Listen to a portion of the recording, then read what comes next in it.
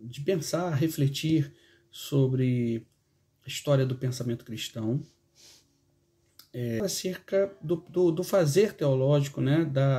do pensamento teológico nesse período de contemporaneidade, sobretudo século XIX, XX e adentrando agora o XXI, para a gente refletir, para a gente traçar perspectivas acerca do fazer teológico e das demandas, né, que esse novo tempo ele vai exigir de nós.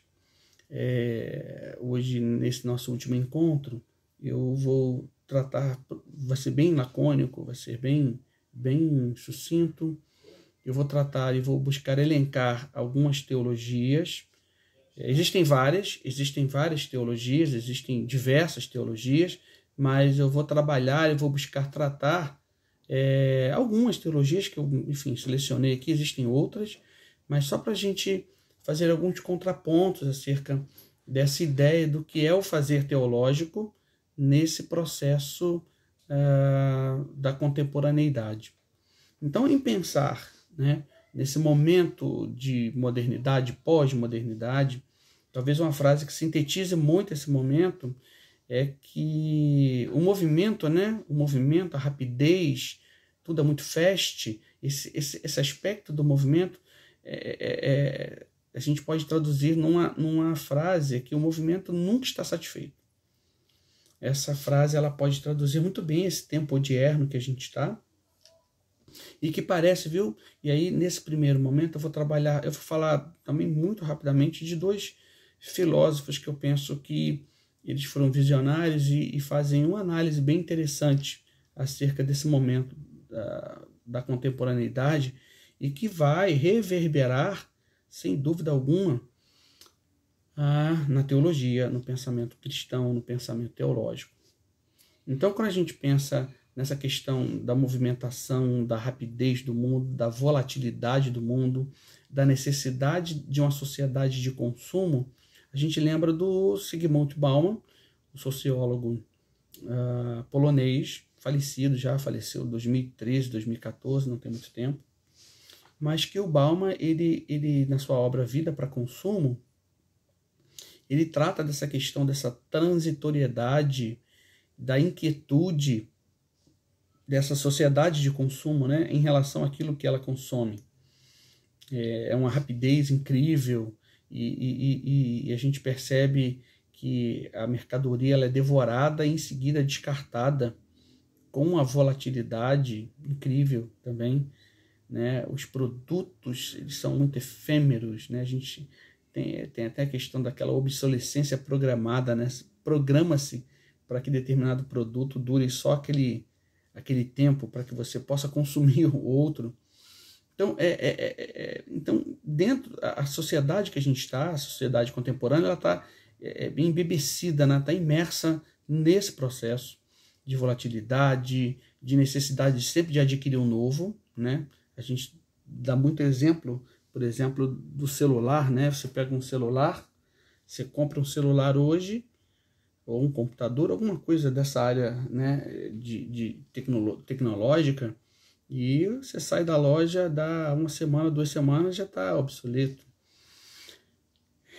E é essa tendência, né, de adquirir tudo novo, estar sempre com alguma coisa nova, e estar sempre na crista da onda, estar sempre no topo. E a gente percebe que as pessoas, os relacionamentos sociais, eles ficam extremamente líquidos, extremamente voláteis. As pessoas são praticamente transformadas em uma mercadoria, né? E olha que interessante, essa transformação das pessoas em mercadoria é estimulada pela mídia, né? Pela moda, pelos grupos e, sobretudo, no nosso tempo hoje, nas redes sociais, né, de que vão estimular de que você tem que estar sempre à frente do seu tempo, você precisa ser notado, você tem que ter seguidores, tem que ser seguido, tem que ser valorizado, por que não cultuado? Então eu penso que esse preâmbulo, essa reflexão da gente é muito interessante para a gente pensar como as nossas comunidades cristãs estão lidando com essas questões, né? com esses aspectos da sociedade. E aí, um outro filósofo que eu queria pensar com vocês, que o pensamento dele, a reflexão que ele faz acerca da sociedade, ela parece coadunar muito com a ideia do que o Bauman está falando dessa sociedade feita de mercadorias, né? A transformação de pessoas em mercadorias. O Guy Debord, um filósofo francês, ele tem uma obra chamada Sociedade do Espetáculo, onde ele trabalha muito a questão da imagética. E aí, fazendo esse link com o Bauman, ele trabalha a questão do consumo da imagem. O consumo é uma sociedade de consumo da imagética. Olha que interessante. Então, o Guy Debord ele vai dizer o seguinte, olha, essa sociedade do espetáculo, ela é composta de um conjunto de relações sociais mediadas pela imagem. Não é o que a gente vive hoje, né? Eu gosto muito de dar um exemplo que quando você pega o Instagram, enfim, Facebook, essas redes sociais, elas são muito etéreas e superficiais. A pessoa sempre coloca a melhor foto, é sempre o melhor prato de comida, é sempre o que tem de melhor ali. Diferente do Google. Do Google você não mente pro Google, né? Pro Instagram você pode até mentir, bota a foto lá, sem a barriguinha, faz um Photoshop. Pro Google você não mente, você interage com a verdade ali, porque você quer saber, enfim, a verdade das coisas. É muito interessante. O Luiz Felipe Pondé, que é um filósofo brasileiro aí da USP, ele fala sobre essa questão. Mas a gente pensando acerca dessa sociedade imagética, a gente percebe que a gente está cada vez mais tributário dessa sociedade, de uma sociedade que vive de imagens. E aí a gente pensar o fazer teológico sobre isso é muito interessante e importante, porque essa é a nova demanda dessa sociedade. Então nós, enquanto teólogos, enquanto historiadores cristãos, a gente tem que pensar sobre isso. Tá? É claro que o Guy Debord ele faz um aporte interessante, falando que se estabelece, então, nessa sociedade do espetáculo, as relações sociais pelas imagens, mas ele também deixa claro que é impossível a separação entre as relações sociais e as relações de produção e consumo de mercadorias e de imagem. É impossível acontecer isso, né? Então, o que acontece? O que é importante? O que é relevante? A gente buscar o equilíbrio, esse equilíbrio nas nossas relações, naquilo que a gente está consumindo, isto é fundamental. Então, senão a gente vai ficar alienado, a gente vai ficar perdido e a gente não vai conseguir entender exatamente qual o propósito, o porquê de todo aquele, de todo esse cenário imagético que a gente está vivendo. É dentro desse contexto, pessoal, que eu quero, como eu disse, de modo muito breve, hoje vai ser bem curtinho nossa aula, uma aula de despedida, né, desse momento, mas só para a gente pensar. Então eu quis fazer esse pano de fundo, trazer esse pano de fundo para vocês, que é nesse pano de fundo que vão ser construídas, vão ser erigidas novos tipos de teologias, e eu quero apenas, como eu disse, elencá-las aqui para vocês, para a gente poder pensar um pouquinho e refletir o quanto a sociedade, o aspecto social, ele vai reverberar dentro do pensamento teológico. Então, a primeira, e aqui eu não vou colocar em ordem cronológica, enfim, foi a ordem que eu fui colocando as coisas aqui, mas eu penso que vai ser muito legal só apenas a gente ter essa análise, a gente fala esse scanning, né? Fazer uma análise rápida e deixá-la ali para quando a gente quiser olhar, traçar essa radiografia desse cenário teológico contemporâneo, tá bom? A primeira teologia, então, que eu quero falar está muito próxima de nós, porque há muitas organizações religiosas que utilizam dessa teologia, que é a teologia da prosperidade, a conhecida teologia da prosperidade, né? Há uma obra de um autor chamado Leonildo Campos, na verdade foi a tese de doutorado dele, e ele trabalha essa questão dentro do ambiente neopentecostal, né? O livro é Teatro, Templo e Mercado, do Leonildo Campos. Já tem um tempinho essa obra, mas é interessante de ler. Então ele destaca o seguinte, que a origem desse pensamento da prosperidade está articulada à ideologia do pensamento positivo de um teólogo norte-americano chamado Norman Peale.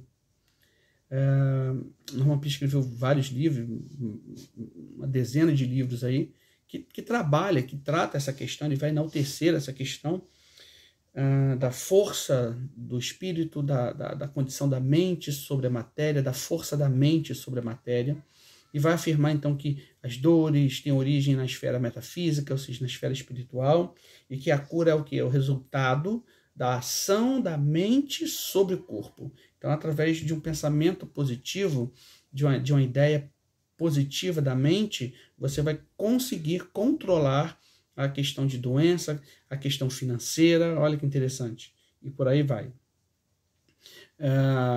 E o Leonildo Campos ele ainda diz que diversos pregadores foram cooptados, né, por esse pensamento do Norman Peale, entre eles o Kennedy Arre, o Kennedy Copeland, que sofreram muita influência dessa filosofia da confissão positiva. Então, a filosofia da confissão positiva seria o arcabouço fundamental pelo qual a teologia da prosperidade ela é erigida. Né? Às vezes a gente fala teologia da prosperidade, a gente pensa muito na questão financeira apenas, né? Mas trabalha-se muito a ideia da mentalização, da saúde, da cura, né? de ser feliz, de ter uma vida maravilhosa, de tudo sempre dar certo. Não, a gente percebe que no próprio Evangelho, Jesus disse algumas vezes, Jesus é muito mais, nesse sentido existencialista, é muito mais kierkegaardiano, né? Lembra do Kierkegaard?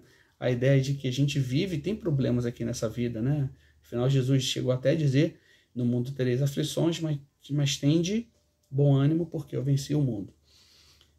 Então, assim, voltando aqui a essa ideia da teologia da prosperidade, essa confissão positiva, né, ela vai se referir ao quê? É uma palavra de fé, mas não aquela fé que a gente entende, até como bíblica, mas é muito mais num aspecto de mentalização, de repetição, de continuidade, de não deixar que a dúvida entre. É claro, gente, que a Bíblia ela vai tecer comentários acerca disso. A grande questão é que a gente percebe que na teologia da prosperidade a questão está muito na pessoa, no indivíduo, enquanto que a gente percebe que o evangelho o tempo inteiro é sempre Deus, é sempre a graça, é sempre Deus sendo o transcendente, a gente o imanente, ele trabalhando em nós, enfim. Então a gente percebe que nesse processo de mentalização dessa filosofia de confissão positiva é aí pelo qual a teologia da prosperidade ela vai conduzir e ela vai ser ampliada e muito trabalhada, inclusive no Brasil, sobretudo ali nos anos 80, adentra aí os anos 90, tá bom? Outra teologia que é muito relevante, que eu queria elencar para vocês, é a teologia da esperança. É inspirada, né? A teologia da esperança ela é inspirada no Jürgen Moltmann. A inspiração dessa teologia ela tem questões muito relacionadas à política, a teologia da esperança ela foi muito trabalhada, ela serviu muito de base, de plataforma para algumas teologias políticas, como a teologia negra, a teologia feminista. Então, de onde vem o pensamento do Jürgen Moltmann, né? Ele é um alemão, ele foi prisioneiro na Segunda Guerra Mundial, chegou a ser prisioneiro, chegou a ser preso na Inglaterra, e a conclusão existencial que ele chega é que a esperança é essencial para a vida. Então, eu preciso olhar para o futuro, para quê? Para que eu possa estabelecer o reino de Deus aqui na Terra. Então, chega a ser uma visão um pouco também existencialista, muito pragmática, muito de lutar para que o reino seja estabelecido aqui por questões políticas, por questões de não se dobrar ao sistema, enfim. Então, essa esperança é algo muito humano ainda, né? É muito relacionada ao aqui e ao agora. Uma outra teologia, que é desses tempos agora, também, né? Sobretudo ali vem da década de 60, que é a teologia feminista, que é pautada onde? No movimento feminista. A gente tem 3 ondas, né? Tem 3 ondas. A gente vê ali o iníciozinho do século XX, as primeiras décadas, 1920, depois o período pós-guerra ali, nos anos 50, e sobretudo nos anos 60 e 70. Né? Nessa última onda, né, que a teologia feminista, ou ela tem outros nomes, teologia da mulher, teologia de gênero, ela vai se pautar. Qual é a proposta, né, da teologia de gênero, ou da teologia feminista ou teologia da mulher? Ela propõe que a teologia de gênero ela parte dessa premissa de que a teologia ocidental, de um modo geral, ela foi construída, ela foi alicerçada a partir do domínio masculino, do pensamento masculino, inclusive da ideia patriarcal bíblica, né, da questão cultural, do Oriente Médio, tudo. Então, a proposta é uma releitura de encaixe do papel, da importância da mulher, da importância feminina dentro do processo teológico e construção da teologia, do pensamento teológico. Uma coisa bem interessante, a gente tem percebido na teologia, a gente trabalhava muito os pais da igreja, né? Os pais capadócios, Gregório de Nissa, enfim, outros, Clemente de Roma. Hoje a teologia já tem trazido as chamadas mães da igreja, as mulheres que trabalharam o aspecto teológico lá atrás, lá no início da patrística. Olha que interessante, né? Então, assim, também uma teologia muito prática, tá? Ela vai buscar o que? Articular a questão prática do cotidiano das mulheres no fazer teológico.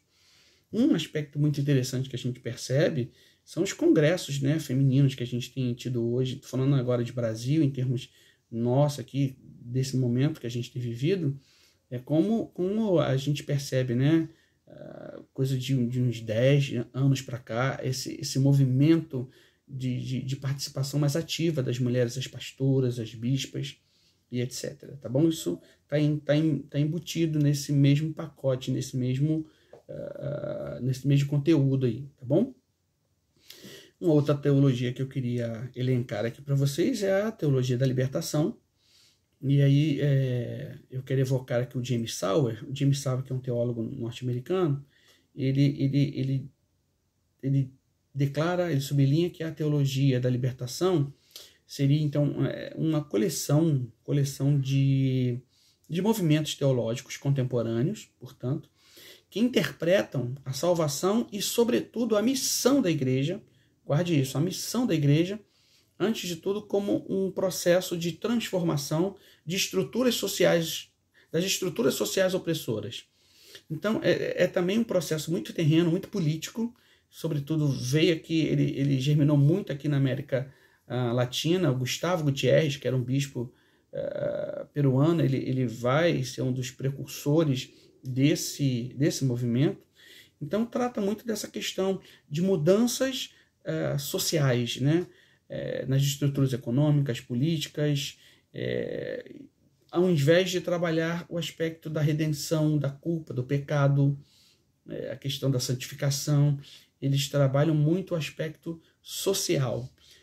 De novo, gente, é importante? Claro que é relevante? Claro que é. Aquilo que eu disse, o que eu não posso é trazer isso como uma verdade absoluta e como uma nova teologia que vai abarcar tudo que é necessário. Isso que a gente tem que ter cuidado, tá? Por fim, gente, eu vou falar da última aqui, que é a teologia negra. Pensando nesse momento que o mundo passou, né? Com aquele absurdo que aconteceu, da morte, né, de um negro norte-americano por um policial. E a gente percebe que esse movimento, né, ele vem, esse movimento de reivindicação, sobretudo das leis civis lá nos Estados Unidos. Tem um nome que enfim, sintetiza tudo isso, que é o pastor Martin Luther King, né, que foi morto, exatamente em função dessas questões, mas ele trouxe um novo viés para isso, né? Trabalhar o aspecto social e trabalhar o aspecto da importância do negro numa sociedade majoritariamente racista. Então, quando a gente perpassar esse aspecto político e social pro espectro teológico. Um nome representativo desse movimento é o James Cone. James Cone, ele é um dos teólogos negros mais influentes, também norte-americano, e ele vai fazer algumas assertivas acerca do que seria essa teologia negra, dizendo o seguinte, que a teologia negra seria o correspondente religioso daquele movimento secular Black Power, né? O poder negro, né? A explicação religiosa da necessidade de se definir o povo negro, sobretudo ali naquele ambiente de segregação dos Estados Unidos, buscando definir o que? O alcance, né, e o próprio significado da existência dessa população negra. E aí ele vai dizer o seguinte, ó, enquanto o Black Power, né, ele vai se concentrar na condição política, econômica, social do povo negro, a teologia negra ela vai propor uma identidade negra num contexto religioso teológico, mostrando que o Black Power, né, que é essa ideia, ela não é apenas coerente, mas também vai muito ao encontro, né, daquilo que Jesus falou acerca do Evangelho, processo de inclusão e etc. É claro, gente, de novo, aquilo que eu estou dizendo para vocês, a gente não pode comprar o pacote de tudo, mas é claro que em nenhum momento Cristo, e todo o processo bíblico ali a gente vê, é o tempo inteiro Cristo fazendo inclusões, né? Inclusões, claro, perdoando pecados, solicitando mudança de vida, né? Você vê todo mundo que foi a prostituta, foi a mulher do fluxo de sangue, enfim, foram os gentios, a mulher cananeia, que ele curou a filha. São tantos exemplos de inclusão que a gente percebe dentro dos evangelhos, mas o tempo inteiro a gente percebe um evangelho muito antropológico. Cristo estava muito preocupado não apenas com a questão terrena, mas sobretudo com a questão celestial, né? Teus pecados estão perdoados, é importante você pensar no céu. É uma frase que eu gosto de repetir, a gente precisa ter o pé na terra, os nossos pés na terra, né? A gente precisa ser coerente, mas a gente precisa ter o nosso coração no céu, senão a gente se perde. Então eu penso que todas essas teologias que eu elenquei para vocês aqui, elas vão reverberar processos sociais que ocorreram nos anos finaizinhos ali, né, do século XX, adentrando ao século XXI. A gente tem a teologia da missão integral, que também tem um aspecto social. Então, assim, são várias teologias que vão estar muito de acordo com a demanda que a sociedade ela pede, de acordo com a demanda que a sociedade faz naquele recorte temporal. O que eu quero dizer para vocês? Aí eu quero encerrar esse nosso bate-papo e esse nosso encontro. Espero que tenha sido produtivo para vocês, mesmo à distância. Que a gente precisa, eu quero sempre lembrar do James Houston, né, que é um teólogo norte-americano também, e que eu penso que ele sintetiza todo esse pensamento de diversas teologias, da interdisciplinaridade, da multidisciplinaridade, que é relevante, que é importante. Afinal, a teologia é um processo dialógico, dialético, como eu disse, mas que a gente não perca o equilíbrio, que a gente não perca a ideia de que a teologia ela é uma ferramenta, não é a ferramenta. Então, o James Houston ele vai dizer que a gente precisa sempre buscar uma teologia mais espiritual e uma espiritualidade mais teológica, ou seja, harmonizar. Acho que esse é o grande desafio de nós nesse momento de tantas demandas, um tempo de imagética, um tempo em que as pessoas querem estar sempre na crista da onda, querem ter seguidores, querem estar nas redes sociais e por vezes vestem um personagem, são um personagem, não são quem elas são de verdade. Eu penso que a teologia ela precisa buscar isso, colocar a gente com o coração no céu e o pé na terra, tá bom? Foi um prazer estar com vocês, que Deus abençoe vocês aí em tudo, viu? Até uma próxima.